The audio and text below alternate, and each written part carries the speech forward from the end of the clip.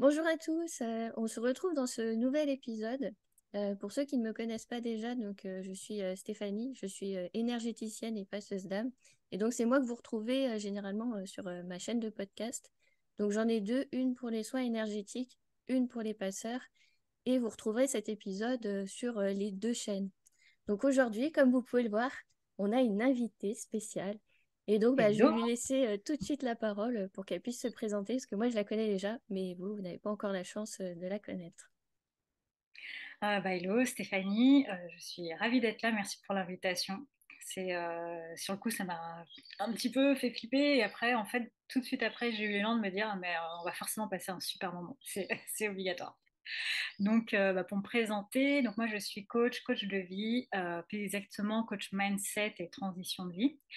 C'est un coaching que je définirais comme un coaching profond, dans le sens où on est autant dans on va dire le fait de mettre à plat sa vie sur là où on en est aujourd'hui pour avoir de la clarté sur finalement là où on veut vraiment aller et sur on va dire l'élan qui est le nôtre et pas les injonctions extérieures qui n'ont un peu combler ou parasiter notre vie jusque-là, et en accompagnant ça de temps en fait de libération émotionnelle. Au moment où on connecte qu'il y a quelque chose qui bloque, en fait, de pouvoir libérer en fait soit le souvenir, soit la croyance en fait qu'il y a derrière, soit l'émotion en fait bloquante, pour en fait une fois qu'on est allégé de ça, finalement récupérer sa clarté d'esprit, celle qu'on avait quelque part au tout début à notre naissance, et qui après s'est vite polluée quelque part entre guillemets par voilà les messages extérieurs, et ensuite finalement reconnecter avec qui on est, quoi.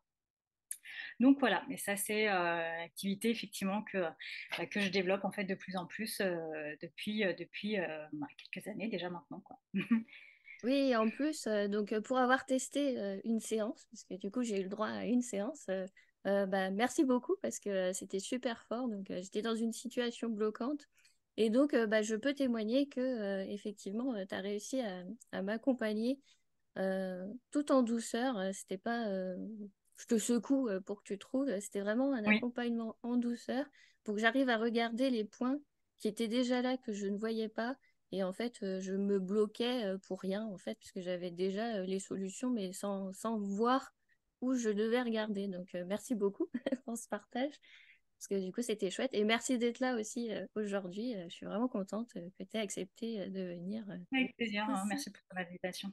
Et comme tu dis, hein, c'est que c'est un coaching, alors j'allais dire c'est pas un coaching de performance, mais en fait il y a les coachings de performance qui se font aussi dans la bonne tonalité. C'est juste qu'effectivement, il n'y a pas le côté bourrin, si tu n'as pas fait, c'est que tu veux pas. Enfin voilà, le truc hyper culpabilisant, c'est pas du tout l'endroit ou l'espace, quoi. On est vraiment là pour reconnecter et trouver son propre élan finalement, et ses propres solutions en fait. Constater que tu avais déjà la réponse en toi, et moi je trouve ça toujours assez fascinant, quoi. Oui, puis ça a un côté aussi un peu magique. Parce que Mm. j'ai déjà écouté d'autres coachs qui essayaient de m'accompagner. Je vais dire essayaient parce que en fait, ils me posaient des questions, mais pour moi, c'était des questions où je me posais déjà moi-même la question. Donc, Mm. si on me disait qu'est-ce que tu dois faire, je fais je sais pas, c'est pour ça que je suis là. Donc, C'est j'étais ça. paumée. Je me disais, c'est gentil de me poser la question, mais c'est moi qui viens de te demander. Donc, du coup, ton accompagnement, c'est pas du tout comme ça. Tu as des questions vraiment super ciblées et franchement, c'est top, quoi. Ouais, merci pour ton retour, hein, ça fait toujours avancer, et je pense que ouais, ce qui est important en fait, c'est d'avoir les retours pour continuer de toujours progresser, jamais rester sur ses acquis, quoi. Donc la vie est une aventure, et puis voilà, le mieux c'est d'être toujours open, et quand on sent qu'on ferme un petit peu, d'arriver à trouver soit une aide extérieure, soit le contact qu'il faut là où l'intuition nous porte, et pouvoir gravir la prochaine marche et ensuite repartir, quoi. En autonomie, c'est surtout ça qui est le plus important. Donc ouais, merci pour toi. On va dire que merci, merci pendant tout l'épisode. Les gens ils vont se Ouais. demander pourquoi on est là. Gratitude, gratitude.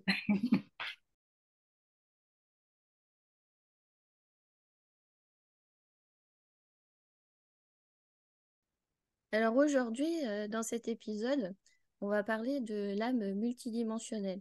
Donc, je vous avais déjà fait un épisode, c'était pour la chaîne des passeurs, où il y avait l'épisode 4 où j'avais tenté un petit peu de définir ce que c'était l'âme.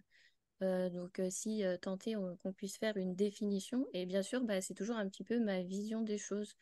Donc aujourd'hui, voilà, je t'invite à partager, donc toi, Anaïa, quelle est ta vision un peu des choses, comment tu définirais l'âme Comment tu Mmh. l'envisages si tu avais une définition à faire?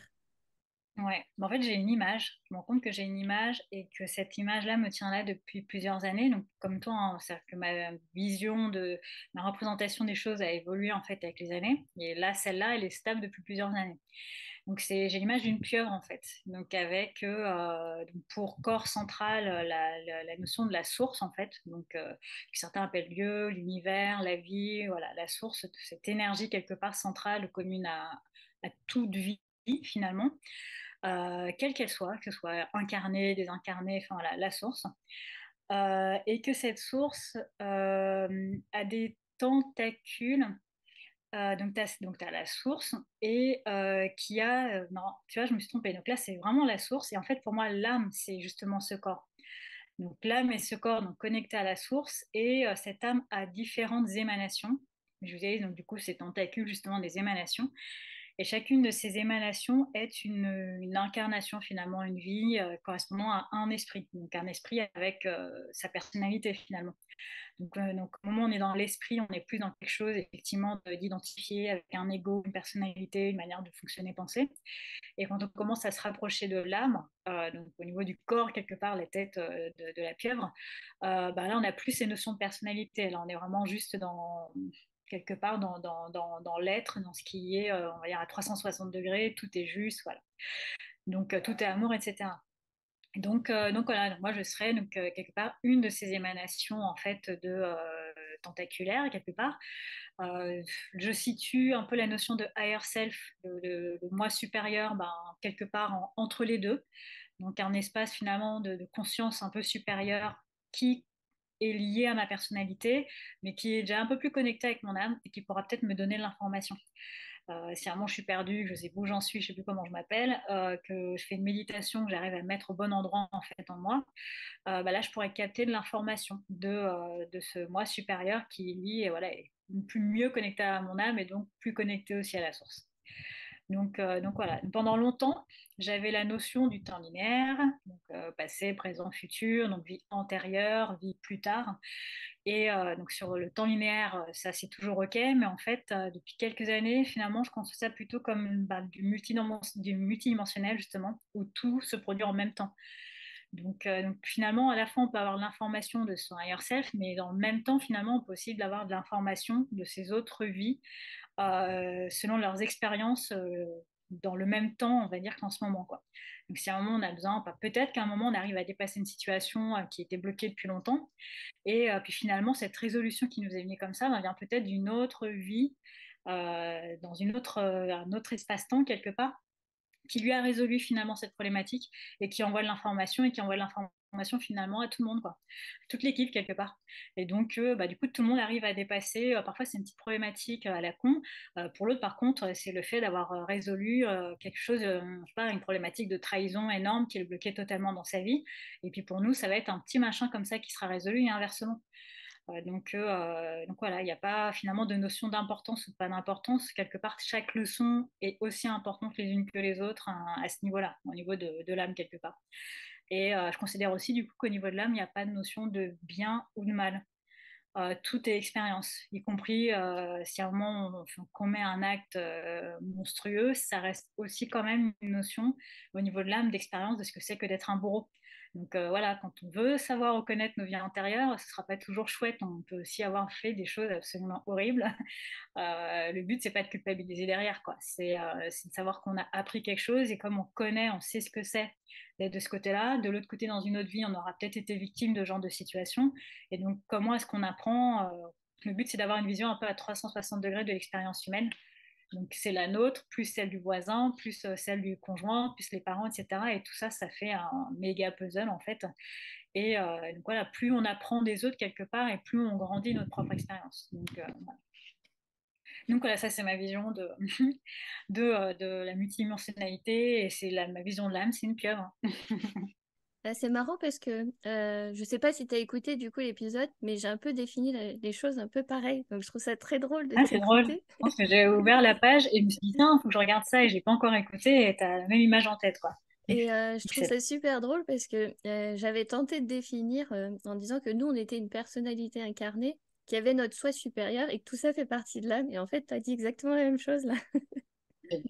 Donc, Bah voilà, on est arrivé au même point, sachant que c'est c'est énorme. chacune de notre côté, on n'avait pas encore échangé sur notre vision de l'âme Bah, sur c'est ça, ça. quoi. Donc, Donc, c'est c'est plutôt super bon. drôle. C'est riche.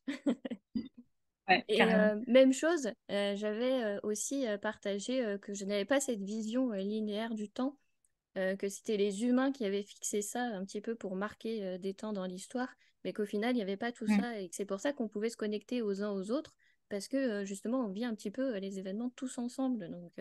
Donc c'est fort parce que tu as dit exactement la même chose. Bon, bah voilà, on est raccord. Du coup, il n'y a pas de débat. Bon, bah voilà, Non, fin de non, l'épisode. Merci de nous avoir finalement, écoutés. Salut. c'est ça.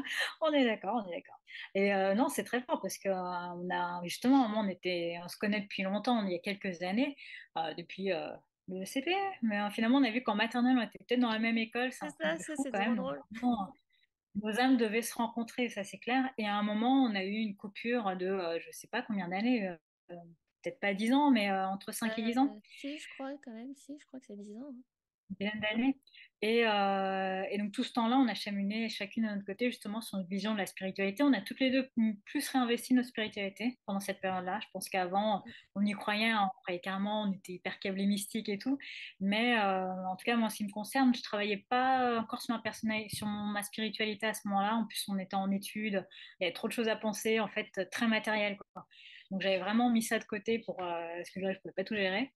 Et au final, en se retrouvant, on a cheminé et finalement capté l'information, en tout cas qui va dans la même direction sur ouais, c'est une hypothèse, hein. Donc, en tout cas, on est arrivé un peu à la même hypothèse, quoi. Oui, voilà, et c'est ce que je dis à chaque fois dans les podcasts. En fait, j'exprime un point de vue, ma vision des choses, mais ça peut évoluer aussi dans le temps, parce que là, c'est à l'instant T, je crois ça. Peut-être que dans 10 ans, on aura encore d'autres croyances. Et au final, bah, on saura qu'une fois qu'on sera dans l'autre plan, à ce moment-là, on aura les réponses, parce que là, pour l'instant, on fait que toucher les choses. Et bah, c'était notamment avec les livres de Seth de Jane Roberts, donc Seth parle, où il explique que en fait, on est un peu limité par le cerveau humain, par notre corporalité, pour J'allais dire, se rendre j'arrivais compte justement là. De toute de façon, on a une tout vision ça. réduite. Ouais. Exactement.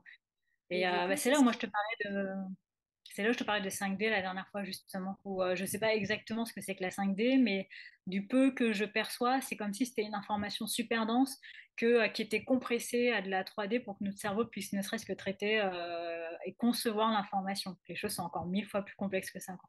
Ouais, ça aussi, j'ai un peu du mal à conceptualiser 3D, 4D, Mm. 5D, parce qu'il y en a en plus qui disent qu'ils sont déjà dans la 5D tout en étant des humains. Alors, Ouais, j'ai pas d'avis sur la question, mais j'ai ouais, ouais, non, j'ai un peu de mal parce que pour moi, c'est qu'on a déjà passé à un plan supérieur et on peut plus être limité par notre corporalité. À ce moment-là où on est arrivé, c'est pour ça. moi, Pour on moi, était même pour être dans la ascensionné. 6D, pour moi, il faut être mort. Bah oui, Donc, voilà, c'est ça.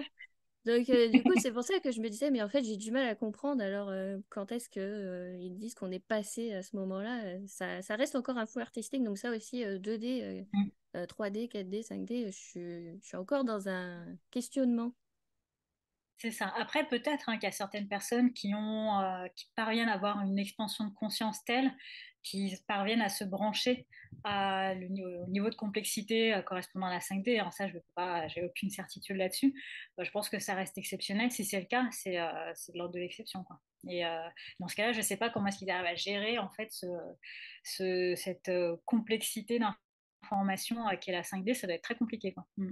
Oui, parce que c'est ça, parce que dans les livres de cette parle, justement, il nous explique aussi que le monde du rêve, ça nous donne un petit peu ce qu'on Mm. va toucher, ce mode de communication où il n'y a plus les mots, les paroles, où c'est des informations vibratoires que l'on reçoit Mm. et qu'on transmet en images. Donc effectivement, dans les rêves, on a un petit peu cet aperçu de ce qu'il y aura après, de comment on va vivre de façon non corporelle. Donc, effectivement, je pense, ouais, c'est pas mal ta vision qu'ils arrivent à capter, à se brancher, mais ils y sont pas, en fait. Ils reçoivent un peu les Mm. infos, quoi. Ouais, c'est ça. Et quand tu parles d'informations vibratoires, ça me parle de nommer les choses comme ça. Parce qu'il y a des fois, en fait, bah là, par exemple, je répondais à une amie tout à l'heure sur un de ses posts par rapport à la notion de euh, c'est la notion de lâcher prise pour arriver à connecter dans la vie et qu'en fait, il n'y a rien à créer. Il y a juste en fait à se connecter avec ce qui est en soi, que l'information est là. Et que finalement, quand on crée notre vie, en vérité, on co-crée avec ce que l'univers nous donne. Finalement, il n'y a pas à aller chercher quelque chose comme la loi d'attraction. On a l'impression de voir une sorte de canne à pêche où il faut attirer en fait les choses à soi et les manifestations de ce qu'on veut à soi. Euh, pour moi, on est plus dans la notion de on est là et en fait, si on capte pas ces choses, cette abondance, quelle que soit la forme ou le domaine dans lequel ça peut s'exprimer, c'est parce qu'en fait, nous, on n'est pas quelque part au bon niveau de fréquence, quoi. Et en fait, c'est là. Mais nos peurs, nos croyances, j'ai pas le droit, je mérite pas, ça suffit totalement à casser en fait la fréquence, enfin, à nous changer notre fréquence et en fait à pas se mettre juste à la bonne niveau de fréquence qui fait qu'en fait ça résonne et que les choses du coup peuvent se créer, se manifester. Donc le post exprimait ça justement, le fait qu'il n'y a pas à chercher à créer, à aller en dehors de soi, que c'est vraiment le fait de se mettre en soi, d'être au bon endroit en soi et on va dire quelque part libéré finalement du bruit mental. Et à partir de là, on peut commencer à être dans le flow de la vie. Et là, les choses se passent dans des proportions qu'on pourrait même pas imaginer, on n'aurait même pas eu le temps de le désirer finalement. Et en lisant ce post, ça m'a complètement fait penser à moi, mon marqueur, mon empreinte, quand j'oublie ça, c'est mon appartement. L'appartement dans lequel je suis là, qui est vu face à la mer. J'ai grandi en région parisienne, donc la mer, pour moi, c'était pendant les vacances tous les 2 3 ans. Enfin voilà. Donc jamais j'aurais cru, je m'autorisais même pas à imaginer que je pouvais aller vivre en ayant vue sur la mer, mais directement en bas de chez moi, quoi. Et mon conjoint, lui, par contre, il a toujours fait en sorte d'avoir des appartements près de la mer, peu importe son budget, en fait. Donc lui, cette autorisation, il l'avait, c'était même une exigence.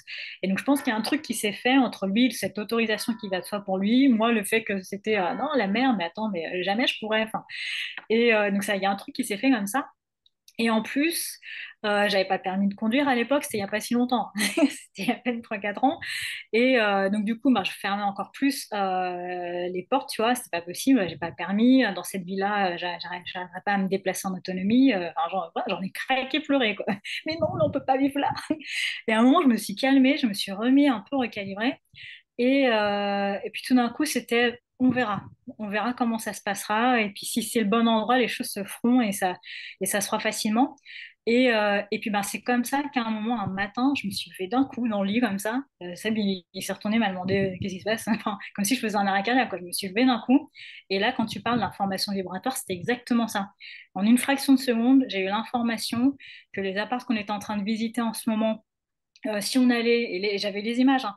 J'avais le catalogue avec une flèche qui fait si tu vas là, c'est ok, mais ce sera pas ouf. Si tu vas là, c'est ok, mais ce sera pas ouf. Si tu vas là, ok, mais pas ouf. Et par contre, comme tu resteras connecté à toutes les alertes et les annonces qu'il y a en ce moment, quand tu verras le bon appartement, tu en auras mal au ventre. Mais j'avais même la sensation de douleur dans le ventre et de me dire merde, c'était celui-là, c'était notre appart, on est passé à côté. Enfin voilà, j'avais tout le déroulé du scénario jusqu'au moment où j'allais regretter en fait d'avoir cédé à la peur parce qu'il y avait le préavis, on avait déjà posé, on avait 3 mois qui étaient en train de se dérouler, on était en train de paniquer, quoi. Et donc là, je me suis tournée vers Seb qui s'était levé un peu en mode panique. Je suis dit, il faut qu'on attende. Tout ce qu'on est en train de voir en ce moment, c'est pas OK du tout. Notre appart, il n'est pas encore sur le marché, il faut qu'on l'attende.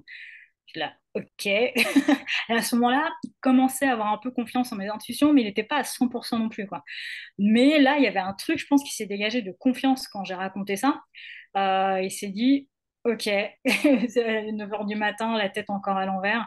D'accord, parce que lui, il en aura décalé. Donc, et puis on est resté sur ça. 3 semaines après, là, c'est moi qui paniquais, hein. Genre, mais non, mais là, on est en train d'attendre sur une intuition d'un truc pas sûr, j'ai aucune certitude, qu'est-ce qu'on fait, quoi? Et là, c'est moi, parce que j'ai eu ce truc, cette certitude. Et je fais là, on est en train d'attendre sur ça. Enfin, ça se trouve, je me plante complètement et en fait, on va être à la rue, quoi. Et là, c'est lui qui s'est rappelé la confiance que je dégageais, la confiance que ça lui a donné. Il a fait non, on va attendre parce que ce que tu as dit, enfin voilà, j'étais trop sûre de moi, c'était trop évident le matin au réveil. On va attendre. Et en fait, je crois que c'est à peine 1 ou 2 semaines après, j'ai vu l'annonce passer, j'ai fait c'est celui-là. Je fais c'est celui-là. Et je l'ai vu le vendredi. Vendredi soir, j'ai envoyé un mot à l'agence. Samedi matin, j'ai pas de réponse. Je fais tant pis, on est parti en week-end chez sa mère. Donc vraiment d'un bout à l'autre de la Bretagne. Et en étant chez sa mère, on devait rester quelques jours au-delà du week-end. Et là, il y a l'agence qui nous dit, en fait, si on prend rendez-vous, il faudrait que ce soit dès le début parce qu'il va partir vite. Donc du coup, le lundi, je fais, mais ça tombe bien, lundi, on revient et on passe à côté de cette ville. Donc on va faire un petit détour. On était les premiers à visiter. Fait, si vous passez là, vous êtes les premiers. Et en fait, Ok. on est sortis, on a signé. Enfin, et là, Seb était là, on va en discuter un peu. Je sais, pardon, vous discuter de quoi? Dans tous les appartements foireux qu'on avait vus jusque-là, celui-là, c'était une évidence. Et donc, à chaque fois que j'oublie que la vie, en fait, est là, que l'abondance est là, que les choses sont là, je repense à ce moment où j'ai cette certitude et qu'il fallait juste faire confiance sans savoir. Ça fait mal au ventre parfois.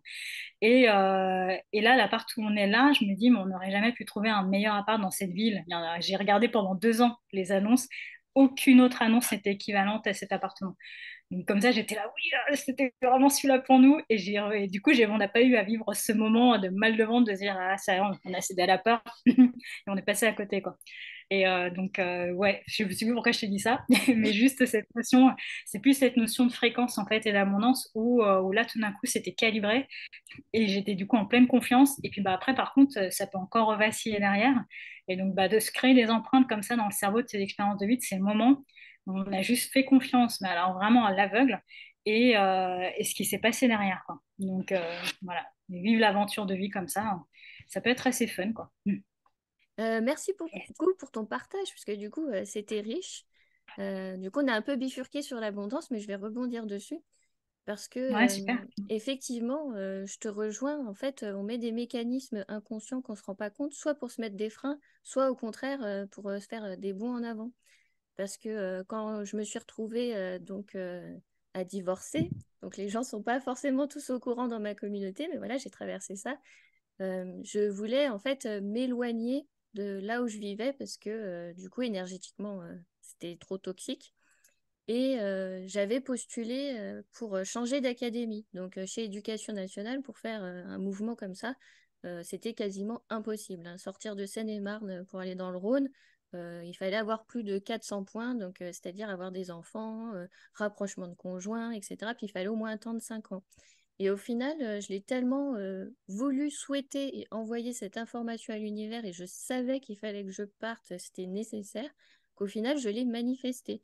Au bout de 2 ans, j'étais acceptée avec même pas 30 points pour pouvoir bouger. Et même mes collègues, ils m'ont dit, mais comment t'as fait pour avoir cette mutation qui est acceptée alors qu'il y a des gens qui, avec un dossier béton, ils attendent 5 ans, 10 ans, et toi, au bout de 2 ans, avec rien, tu pars comme ça.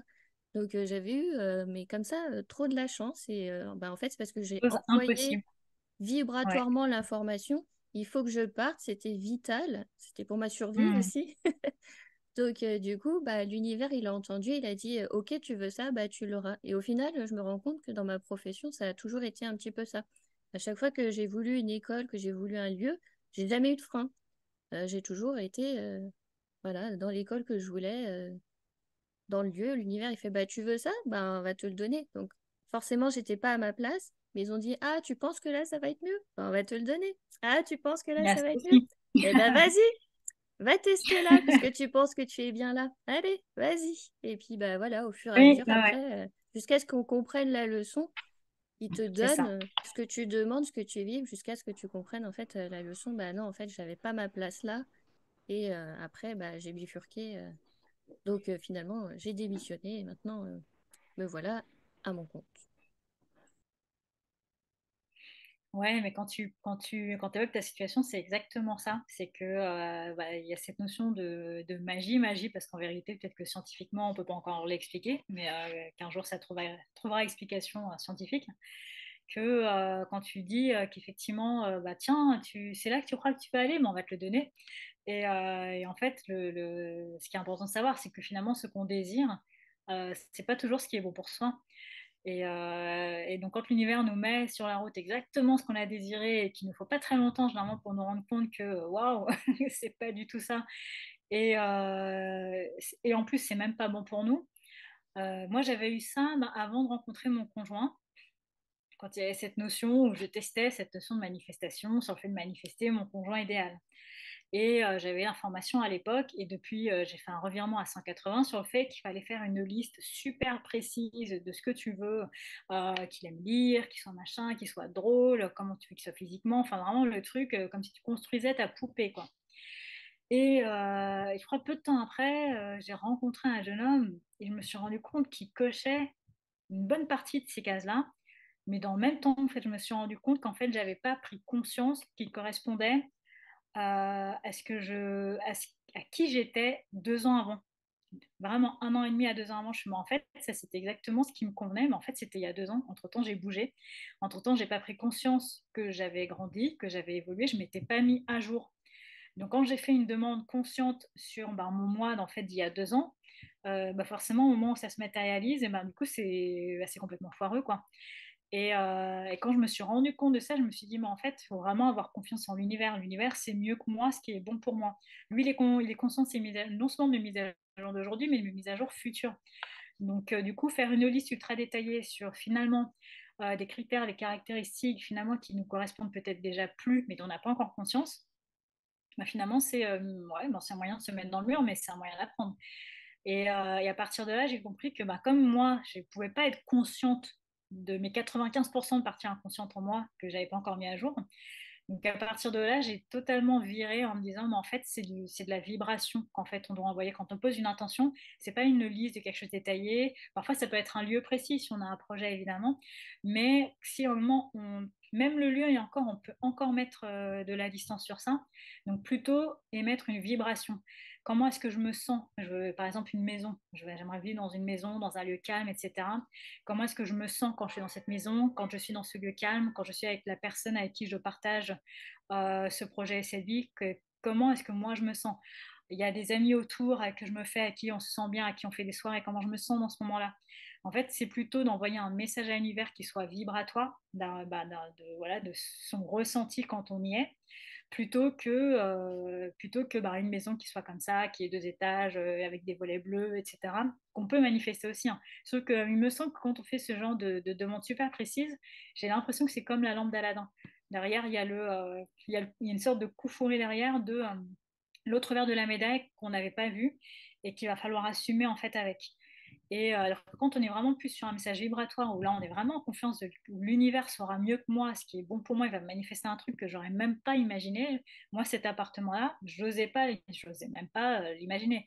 Juste, je voulais me sentir bien dans un endroit où je puisse me ressourcer, être plus proche de la nature, etc.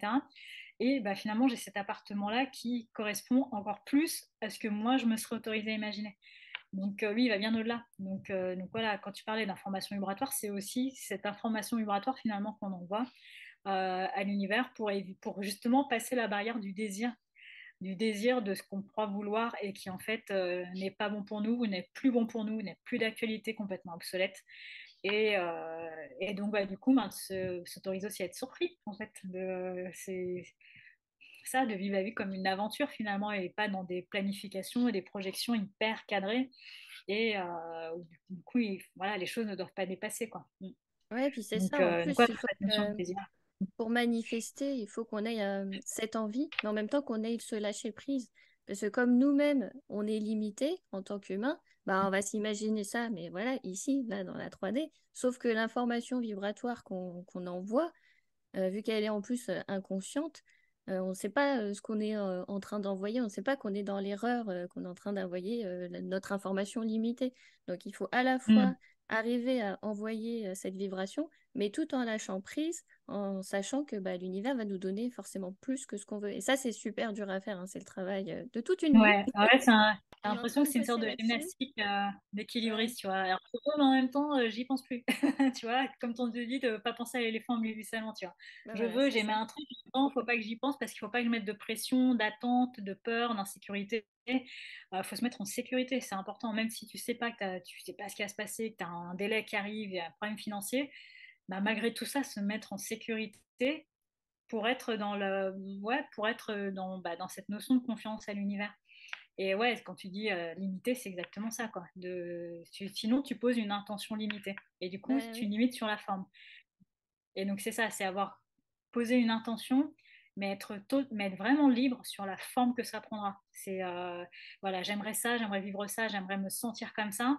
Par contre, bah, carte blanche à l'univers, quoi. Et là, tu peux vraiment avoir des trucs de fou, quoi. Bah, c'est ça, en fait, au lieu de se relier à ce qu'on veut dans le matériel, dans l'objet, c'est plus ça, être dans le corps et les ressentis et l'émotion que ça va procurer. C'est plus se Ouais, raccrocher à cette émotion, à tout ce qu'on va avoir dans le corps, à ce qu'on sent, ce qu'on ressent, ce qu'on a envie. ouais, C'est jusqu'au tout bout ça de ses qui, cellules. voilà, c'est ça Ouais, qui, en fait, où on va avoir la réponse. Parce que si, voilà, psychologiquement, on pense au truc idéal, on se dit, bah voilà, je veux comme ci, comme ça, mais ça reste que matériel, c'est pas vibratoire. ouais, Donc, totalement. c'est Ouais, ça. Donc, complètement. à chaque fois, en fait, il faut qu'on apprenne à toujours repasser par le corps. Donc, c'est ça aussi Oui, qui c'est ça. est un peu paradoxal parce qu'on est des êtres spirituels, mais au final, incarnés dans le corps. Et du coup, on pense qu'en faisant du développement personnel, on doit développer ce côté spirituel, mais en même temps, il faut penser à revenir dans le corps et à passer par le corps. C'est lui, en fait, qui va être un peu notre indicateur. C'est un peu lui, notre Ouais, boussole, quoi. Donc, c'est ça un peu le c'est notre paradoxe. boussole. C'est ça. Bah, au final, c'est comme si notre corps était spirituel parce que lui, il n'a pas cette mentalisation des choses. Donc, il allait bien qu'il repasse. C'est pas grave, ça met de l'ambiance. Ouh.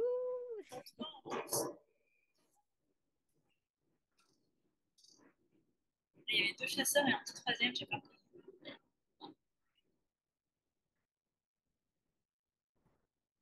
Et ouais, c'est ça. Et donc, bah, c'est exactement ça dont tu parlais sur cette notion du corps spirituel. Et je ne sais plus à quel moment, il y a des années où j'ai connecté qu'en fait, mon corps, c'était ma meilleure antenne. Et si, je sais pourquoi. C'était justement par cette notion de recherche, de relation amoureuse. Et bah, toi, tu as eu une relation compliquée. Et moi, je suis passée pareil par la sortie d'une relation hyper toxique. Je me suis dit, ça y est, j'en suis sortie, bah, c'est super, maintenant, Warrior, je me ferai plus avoir, tu vois. Et puis, je suis pas con comme meuf, enfin, je voyais bien ce qui s'est passé, et pour autant, je suis tombée dedans. Je suis tombée dedans parce qu'il y avait plein de leviers inconscients, manque de confiance en moi, des estimes, etc., qui fait que bah, j'avais la bonne fréquence pour attirer ce genre de personnes. Bonne fréquence pour attirer ce genre de personnes, donc du coup, j'en ai eu un, deux, trois encore après. Ça n'a pas duré longtemps, mais suffisamment pour me dire, mais c'est quoi mon problème, en fait. Et à un moment, je me suis rendu compte que je me faisais avoir par le regard de la personne. Donc, on dit le regard, c'est le reflet de l'âme, sauf qu'en fait, si à un moment, on a un truc en soi, dans notre construction, on va dire psychique, qui est un petit peu tordu, un petit peu twisté, on peut mal interpréter une information, même quand on a une super qualité d'observation, quand on est hyper fin en analyse, etc.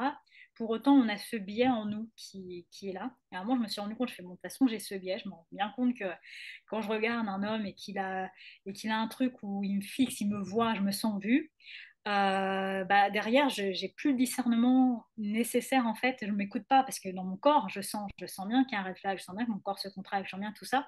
Mais tout d'un coup, je suis comme hypnotisée. Enfin, j'étais du coup. Et donc du coup, je me suis fait un contrat avec moi-même de me dire, je ne vais plus regarder les hommes dans les yeux. Maintenant, je vais les regarder comme si je disais, je vais les regarder avec je sais pas comment dire. C'est à la fois avec mon corps et avec mon âme, et plus avec mes yeux. Bah, en fait, Donc avec en un fait, peu ta bulle énergétique, tu vas ressentir en fait l'énergie de l'autre, capter ça. exactement. Maintenant, je vais voir l'autre à travers les signaux de mon corps, mais en me mettant en mode aveugle. Mais vraiment, c'est-à-dire qu'en fait, bah, mon conjoint actuel, quand je l'ai rencontré, j'avais clairement cette condition en tête. Je ne le regarderai pas avec les yeux, je ne me laisserai pas séduire par le regard, quoi.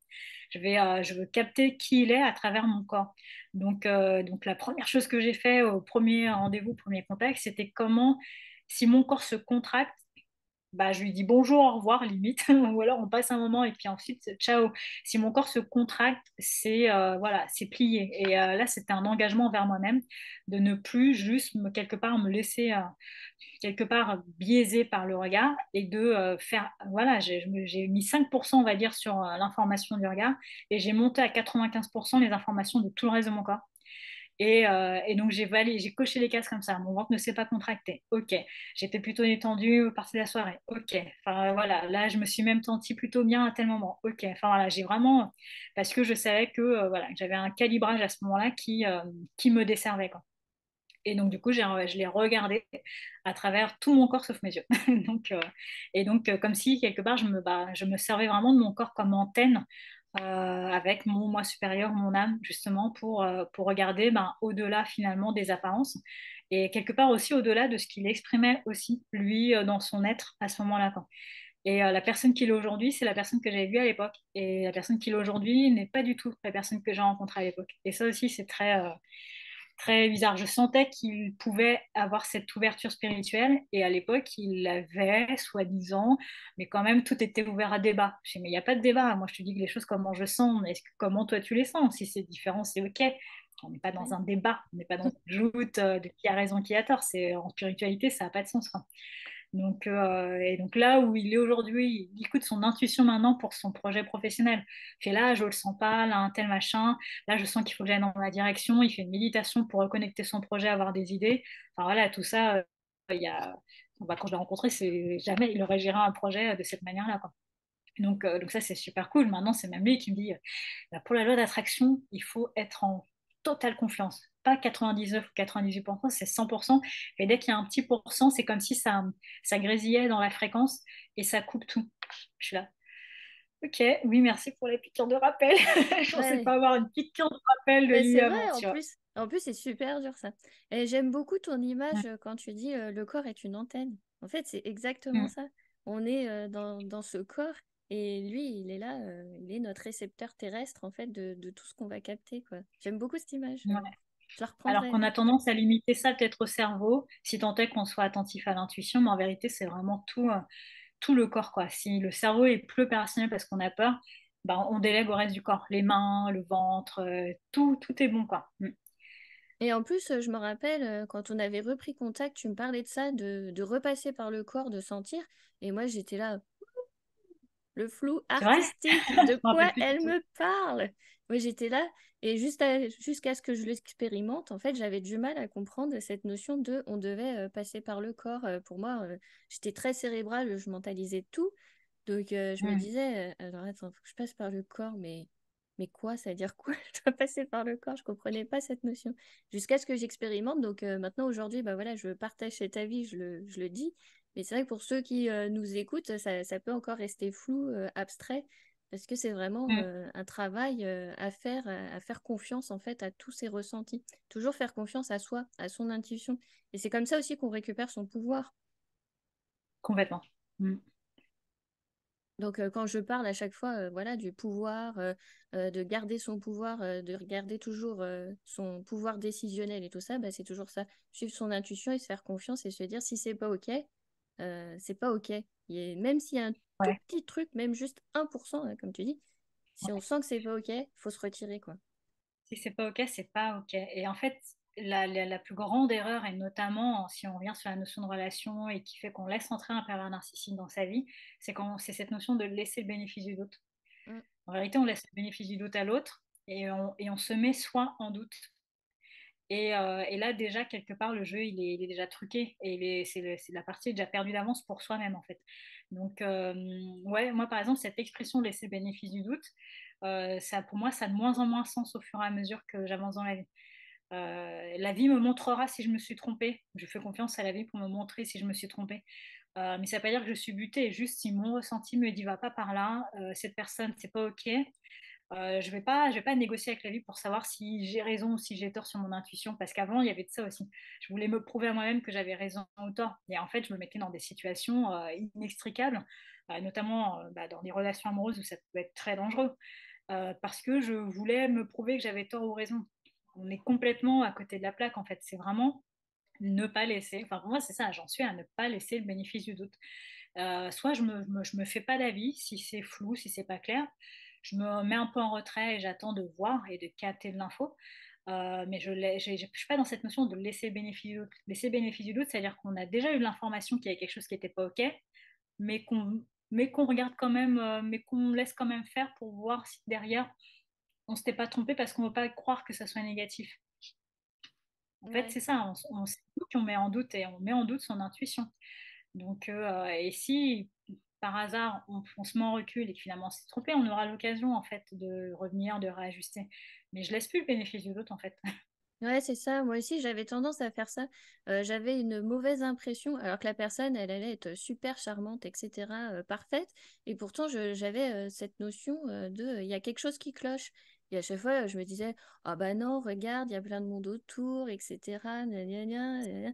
On essaye de rationaliser. Erreur fatale. Ouais. Je l'ai bien compris maintenant. Erreur fatale. Vraiment se fixer à sa première intuition. Si ça vibre que c'est pas OK, c'est pas OK. Et puis après, bon, bah tant pis, on laisse l'autre bah, voilà, avec ses convictions, sa réalité, etc. Mais dans ces cas-là, Complètement. vaut mieux se retirer pour pas se mettre en danger soi et de se dire, bah non, en fait, je vais pas côtoyer la personne, quoi. Si c'est pas OK, bon, bah voilà, elle a telle vibration, moi j'ai celle-là, et puis bah, on partage rien, quoi. Non, c'est ça, on réduit, si on est obligé de côtoyer la personne, on réduit les interactions au strict minimum. Et puis bah, ensuite, la vie nous montrera bah, si finalement, à un moment, ça vaut le coup finalement de connecter avec la personne, ou au contraire, si ce ressenti se confirme de manière concrète et matérielle ensuite. On aura de toute façon des occasions de voir, et de voir et de savoir. Donc, autant en premier lieu, enfin, pour moi, c'est non négociable finalement d'écouter son intuition. Si on commence à tergiverser sur le mais peut-être que, bon, bah, c'est qu'on est déjà en train de tordre notre propre perception finalement. Ouais, et c'est dans ça aussi que je me trouvais à un moment un petit peu trop naïf parce que j'écoutais pas en fait les signes. Et c'est comme ça que je m'étais définie, où j'étais un petit peu naïve, je me laissais avoir parce qu'en fait, je m'écoutais pas tout simplement. Parce que ça m'est arrivé, je me suis rendu compte qu'une des collègues avec qui c'était problématique, on va pas citer les noms, hein, mais en fait, je me suis rendu compte plus tard que je l'avais déjà rencontré en, en animation et qu'on avait un projet artistique et tout ça, donc on était par petits groupes.